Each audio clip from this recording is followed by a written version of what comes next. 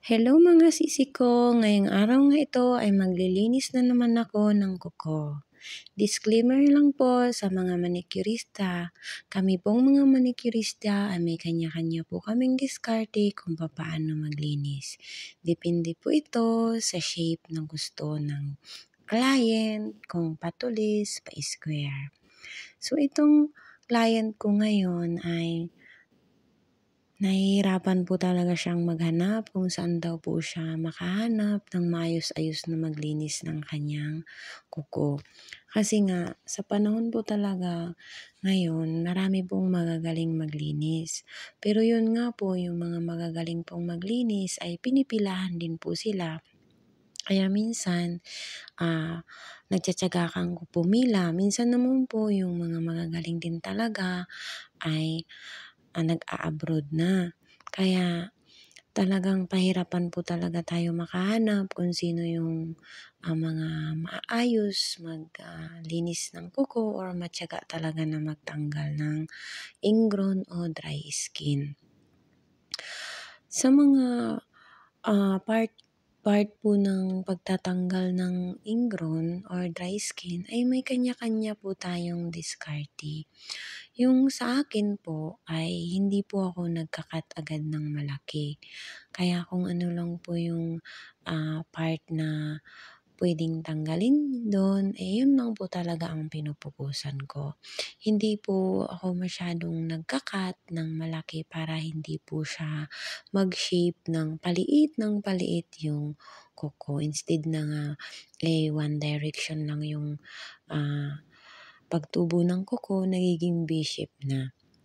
So, depende po yun kung anong gusto ng client, kung V-shape yung shape ng kuko niya, patulis or pa-square. By the way po, balikan po nga natin yung story ng client ko na ito. Siya po ay ex-abroad. Bali, hirap nga po siyang makahanap ng tagalinis ng kuko niya kasi dahil nga sa uuwi lang siya ng Pilipinas, saka lang siya makapagpalinis ng kuko. At kapag nga po na nagpapalinis siya ng kuko ay madalas nga daw po na nasusugat ang mga gilid-gilid ng kuko niya. So, ang ginawa niya, nakahanap nga din po siya ng tagalinis pero yun nga lang, simulat sa pool daw, yun daw talaga ang naglilinis sa paa niya. Yun nga lang, minsan daw busy kaya hindi siya maharap na linisan ito. So napadaan lang po siya sa shop at tinry niya po na magpalinis ng kamay sa akin. So unang linis niya ay nagustuhan niya nga daw yung linis ko sa kamay niya. Kaya ang sabi niya, i-try daw niya ako na magpalinis sa paa niya kahit na alam niya na medyo natatakot siya kasi nga hindi nga siya sanay na pinapadugo yung paa niya dahil nga minsan daw nagpalinis siya talagang dugo daw yung paa niya mula start hanggang sa natapos. So, try nga niya ako, yun nga tuwang-tuwa naman siya. So, ganyan lang ako mga sisi ko magtanggal. Kasi hindi po talaga biro bilang isang manicurista ang magtanggal ng dry skin or ingrown. So, kailangan po talaga yung matinding pag-iingat, tiyaga, kahit minsan nga po na kapag mayroon din po talagang mahirap tanggalin, mayroon ding madaling tanggalin. So, iba-iba po talaga yung type ng skin ng tao. So, kapag ganun po na ganyan, mahirap tanggalin, ang ginagawa ko lang po is binababad ko muna siya. So, kapag binabad ko siya, hindi ko kaagad kinukuskus kasi minsan nasasaktan po yung client kapag kinukuskus mo agad-agad. Pwede naman siyang ibabad muna tapos start ka ulit sa kabila.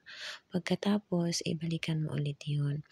At unti-unti lang din po kapag nagbabawas kasi po pag minsan kapag medyo malaki po yung pagbawas ng dry skin or ng kuko, yun po talaga yung nagko-cause na masusugat siya. At kapag nasugat na po at mapalibutan na nga ng dugo yung part ng kuko, mahirap na po talagang hanapin o tanggalin. Kasi minsan parang iba na yung pakiramdam mo kapag nakakita ka ng dugo or depende po kasi sa naglilinis. Kaya hangga't maaari, konting ingat, konting hila, yung hindi po bibiglain yung paghila para agad-agad po ito na mag-ano, susunod siya.